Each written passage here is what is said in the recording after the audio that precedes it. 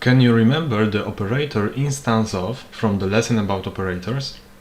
Let's get back to it for a moment and see what we can verify with its help. Let's create one variable of the already existing type car, to which we'll assign a new object. After that, we can test if this variable is of type car with the use of the operator Instanceof.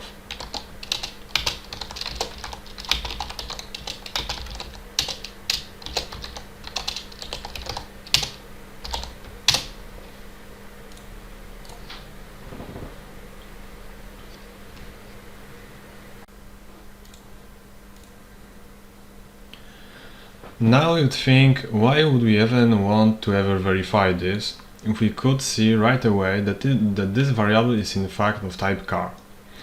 Once we get to the module dedicated to inheritance and polymorphism, you will see that there are certain situations in which this trick might come in handy. So you just need to remember that such a thing as Instanceof exists.